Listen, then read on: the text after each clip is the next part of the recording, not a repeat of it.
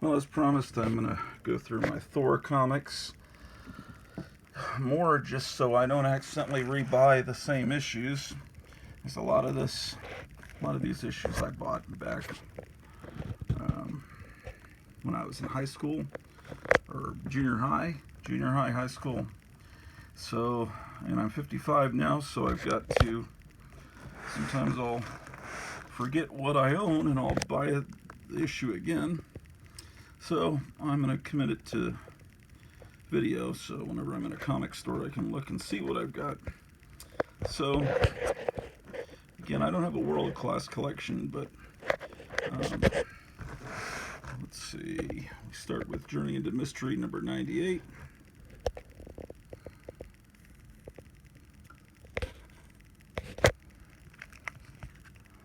And then 101.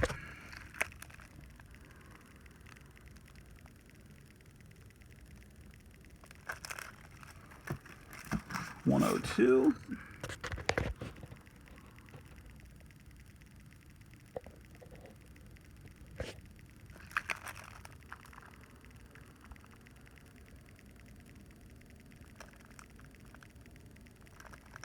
Someone named Kelly on this at one time. 104.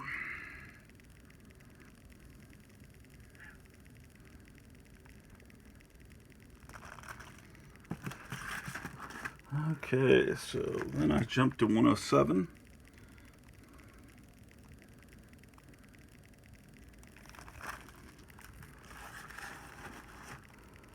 Then 108.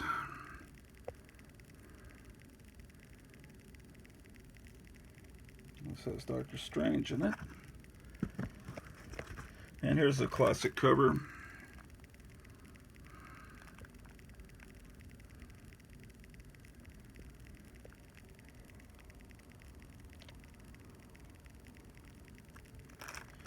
Uh, 111.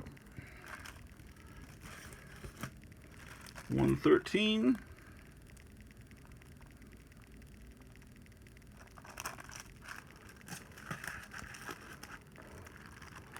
This issue, they must have run out of time, or a cover that Kirby drew was rejected because they just used panels from inside the comic.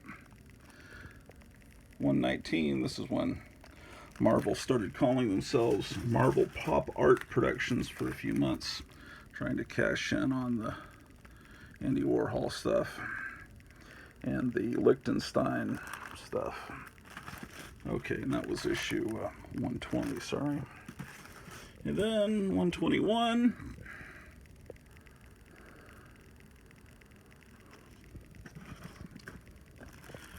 122.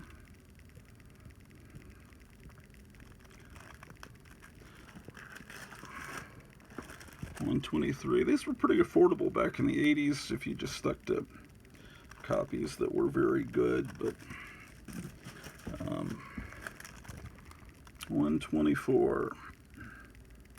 Enter Hercules. 125. Not sure what this total price 15-cent sticker. Maybe someone has an explanation for that.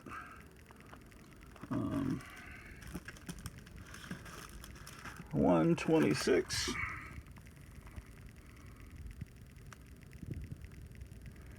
There are some folds. This one is not in the best of shape, but it's fun to read. 127. The Hammer and the Holocaust. I don't think the word Holocaust came to mean specifically what happened in World War II until the late 70s, when there was a TV miniseries about the Holocaust called Holocaust. Because before then, in the 70s and 60s, the word Holocaust was thrown around a lot in comic books, and they wouldn't do that today. Now it pretty much means one thing.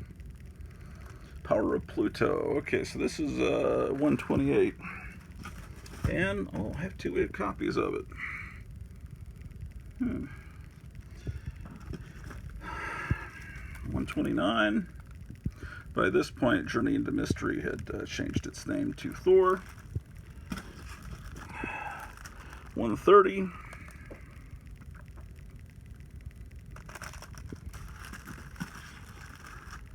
$132, so I'm missing 131. So this is helping me. 133.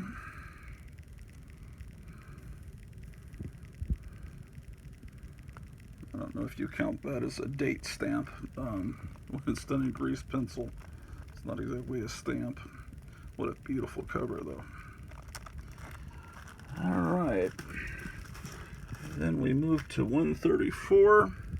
Looks like I have 2 copies of this issue.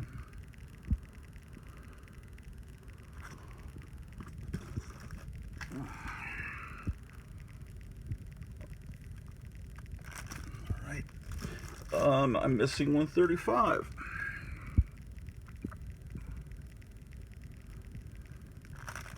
I remember walking miles to Lone Star Comics to pick up this issue of Thor. Not when it was new, when it was, in the early 80s, probably about 1980. I remember it must have been about, I'd be about 15. I walked all the way to Lone Star Comics. It's a good, maybe 3 miles, where it used to be. Of course, Lone Star Comics is now just an online store. 138, and that last issue was 137. So it wouldn't take much for me to get a kind of a good run. I'm never going to be able to go back to the early issues, but most of the groundwork was done for me many years ago by me, by buying these issues. 140.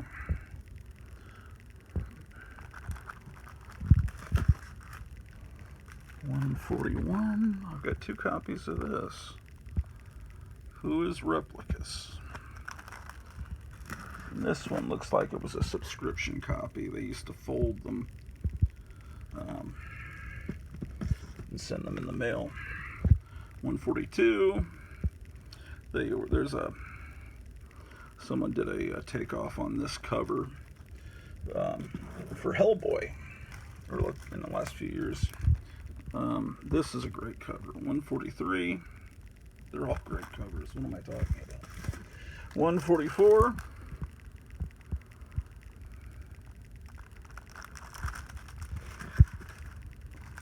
Another amazing cover. 145. Abandoned on Earth. 146. If the thunder be gone. 147. The Wrath of Odin. And 150. With Hela. And I have 2 copies of this, and she was done magnificently in that last Thor movie. 152. Yeah, looks like I have doubles of this one too.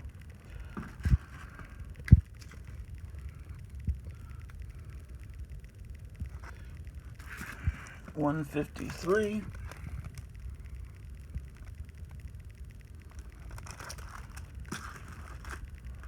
154.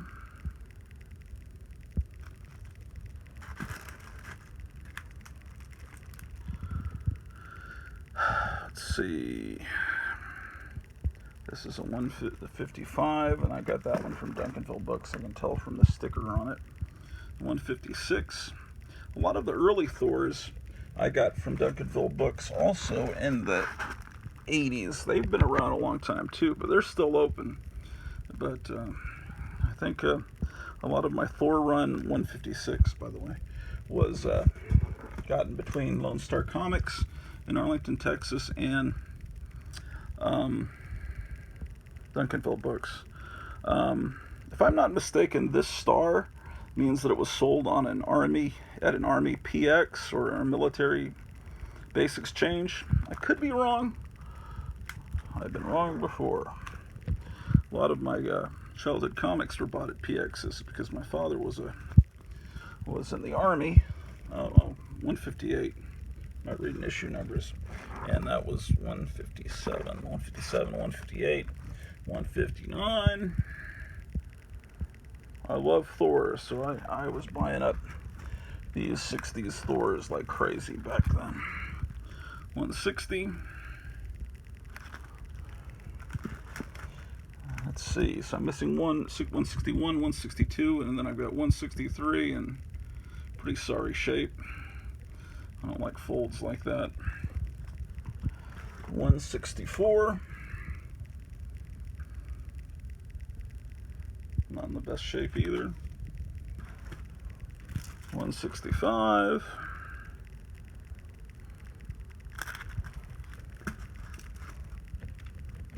166. I'm sorry, 168. So I'm missing a few there. Then it goes to 172. By this point, everybody was on autopilot. Kirby was getting real close to leaving Marvel. And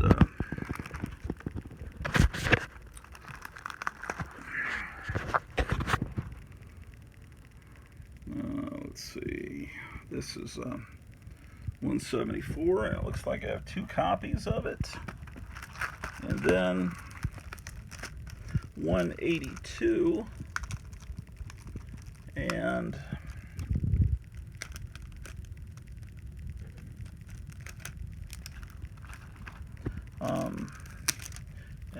and then after that, I believe I have all the Thors after that in the Bronze Age boxes. So because technically this is probably Bronze Age here, and this one might be too, but I count Bronze Age in my mind starting when these corner boxes left and they brought in the strip across the top. And let's see if I can find an example of what I'm talking about. Well, it won't be here, but yeah, the strip that started being put across the top of comics, Marvel comics in the 70s.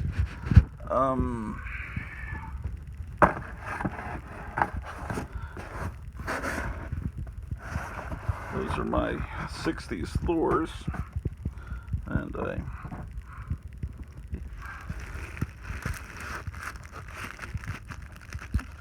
this is what I'm talking about. In the Bronze Age, there's a strip across the top.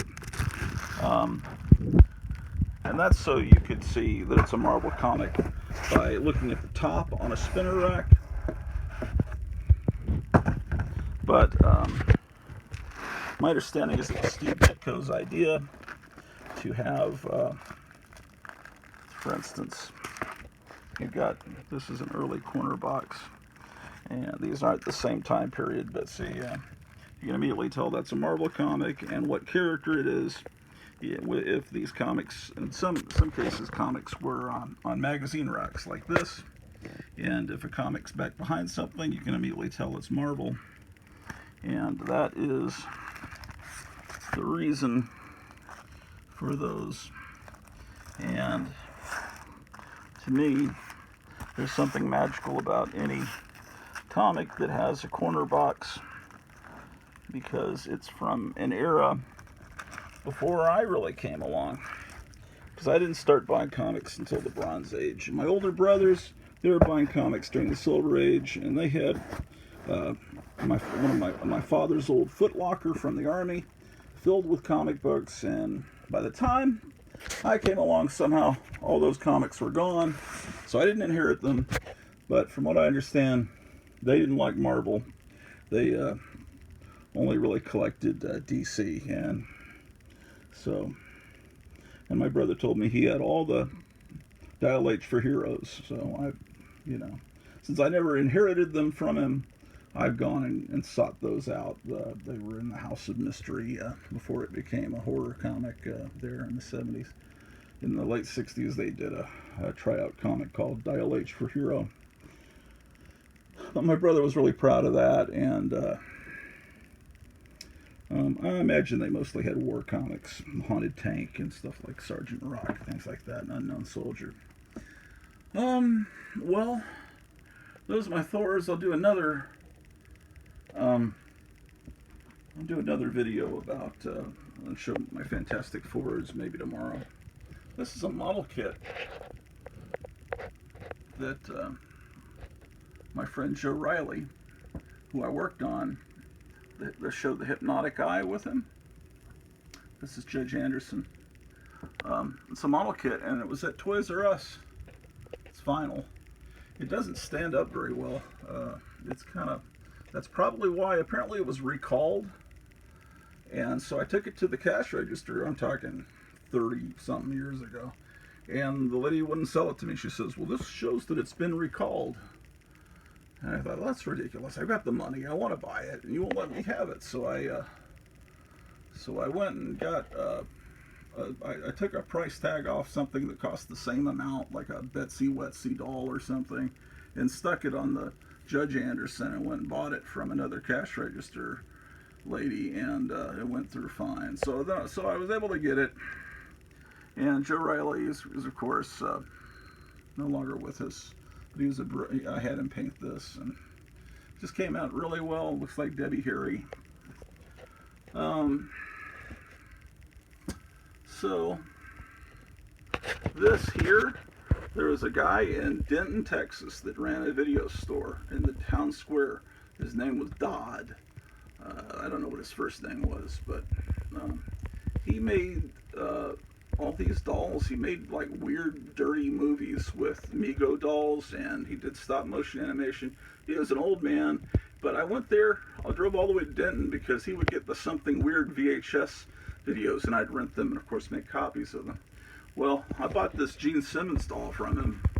I've never taken off his clothes, but apparently he's anatomically correct because he would modify his dolls, and he modified this Angie Dickinson policewoman head, but it's a Dolly Parton body, and then he cut the tips of fingers off of Mego dolls to make nipples, and so she's got a gun and a bottle, and you can't really see it. I really shouldn't be showing this, but she's anatomically correct under her skirt, and I don't know if there's some video somewhere, sorry, 8mm film Super 8 with her. Oh, he did this with the G.I. Joe. He put a skull head on it and turned it into a dead gunfighter. He modified that, and what else? And there's Wonder Woman. I have the Amigo Wonder Woman, tall Wonder Woman. He modified as well. I have somewhere. Well, I was telling the story of this rack in the last video, and then my phone said too hot. Apparently these iPhones, if it gets too hot, it'll shut it down, and so I don't know. I guess I need a fan up here. But I was telling the story. There were two racks. They used to put the new comics in spinner racks, even up through the 80s, at a place called Remember When in Carrollton. So I bought this rack, I think, for $25. And Joe Riley, my friend, bought the other one. And the other one you can see in the hypnotic eye, with the eye puppet guy spinning the rack. And that's the other thing that Dodd modified, this Wonder Woman. You can't really see in this dark. So excitement. I think I need to hurry. My wife's having her hair styled, and I need to go pick her up from the stylist. But my dog is barking about something, so I will see you soon.